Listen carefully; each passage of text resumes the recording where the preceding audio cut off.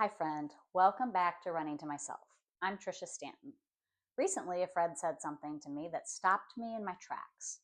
"You're so emotionally healthy," she said. And I'll be honest, in that moment, I didn't feel emotionally healthy. I felt tired. I felt stretched. I felt a little battered and beaten down by what life had been offering lately. I wasn't floating above my circumstances with peace and glow. I was putting one foot in front of the other. I was showing up, I was doing the next right thing, and I was actively working not to get taken down by the difficult situations I was surrounded by. So when she said that, I almost laughed. But then she added something important. "You've changed since we met. Life is still hard. The challenges are still there, some of them even harder than years ago, yet you're really living your life in spite of it." Now that made me pause. Because she was right. The circumstances haven't magically improved. The hard things didn't disappear, but something has changed. And the most honest answer that I could give her was this: it's because of coaching. It's because I have the tools. It's because I know how to manage my mind. It's because I understand the difference between voluntary suffering and involuntary suffering. And that distinction has changed everything. So today I want to talk about that because life will hand you pain. But suffering, well, some of it is optional. Not all of it, but some of it. And knowing the difference matters. So what is involuntary suffering? Involuntary suffering is the pain that comes simply because we are human. It's loss, it's disappointment, it's betrayal, it's illness. It's watching someone you love struggle. It's financial strain. It's uncertainty. It's the moment you get the phone call, the diagnosis, the text, the news. You don't choose that. It arrives uninvited. And if you've listened to this podcast for any length of time, you know I don't minimize pain. I have a loved one who has serious, ongoing, long-term, and complex struggles. That circumstance is not optional. It's not theoretical. That is real life. It is ongoing, and it is complex suffering. Involuntary suffering is the part we don't get to control. And here's something important. Involuntary suffering is not a sign you're doing life wrong. It's just part of being alive. Even in faith, even with strong mindset tools, even when you do the work, life will still include pain. If you're in a hard season right now and wondering why it hasn't gotten easier despite all of your growth, that doesn't mean you've failed. It means you're human. What is voluntary suffering? Voluntary suffering is what we layer on top of the pain. It's the mental loop that says, this shouldn't be happening. This means my life is ruined. This will never change. I can't handle this. This proves something is wrong with me. It's rehearsing the worst case scenario over and over. It's arguing with reality. It's making today's hard thing mean something catastrophic about tomorrow. Voluntary suffering is the emotional spiral that we participate in. And I want to say this gently. When I didn't have the coaching tools that I have now, I suffered twice. Once because of what was happening, and again because of what I was thinking about what was happening. The circumstance hurt, and then my thoughts multiplied the hurt. I would ruminate, catastrophize, replay, blame, shame myself, fear the future. That second layer, that was optional. I just didn't know it at the time. When I said to my friend, it's because of coaching, what I meant was this: I now know how to separate facts from thought. The fact might be this situation is hard, but the thought could be this will destroy everything. The fact might be this person is struggling. The thought could be it's my job to fix it or I've failed. If the fact is this season is heavy, the thought could be I'll never feel light again. Those thoughts create feelings, and those feelings drive actions. If I believe this will destroy everything, I feel panic. If I believe I've failed, I feel shame. If I believe it will never change, I feel hopeless. And when I feel panicked, ashamed, or hopeless, I don't show up well. That's the voluntary suffering. The part I now work very hard not to choose. Not by pretending things are fine, not by spiritual bypassing, not by toxic positivity, but by noticing what is within my control. My interpretation, my focus, my next step. The other day, I was repotting some plants and raking the yard. My hands were in the dirt. The sun was warm. I was physically tired in that good, grounded kind of way. And I remembered something my first coach and wise mentor once told me. She walked me through her beautiful, extensive garden one day.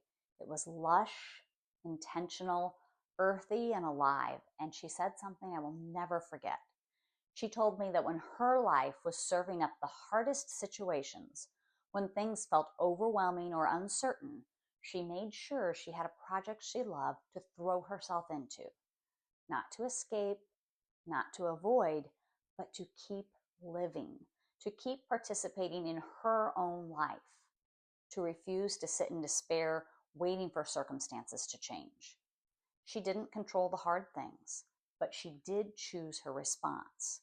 She chose voluntary effort over voluntary despair, and she had a beautiful garden to show for it. My dear mentor is no longer here with us, but I think of that advice often, and I smile every time because she was right. There is a difference between voluntary effort and voluntary despair, and this is where I want to stretch our conversation a bit. Voluntary suffering doesn't just look like negative thoughts. Sometimes it looks like being passive. That may sound like, I'll start living again when this is over. I'll be okay once this changes. I'll pursue joy when things calm down. That's voluntary suffering. It's putting your life on pause. My mentor didn't wait for life to calm down before planting. She planted in the middle of the storm. And that's what I've learned to do too. When life feels chaotic, I ask, what is one area I can still cultivate? Sometimes that's physical, sometimes it's relational, sometimes it's creative, sometimes it's spiritual. For me, often it's movement. Running has always been that for me. Even when my life felt like it was unraveling, I could lace up my shoes and go. The run didn't fix the situation, but it anchored me.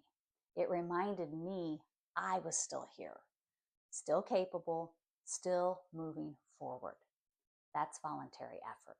And voluntary effort crowds out voluntary despair. Let's make this practical. If you are walking through something heavy right now, here are 3 ways to reduce voluntary suffering.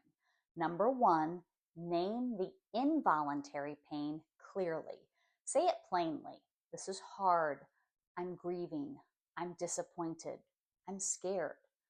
Don't minimize it, but don't dramatize it. Just tell the truth. When you stop arguing with reality, you immediately reduce suffering.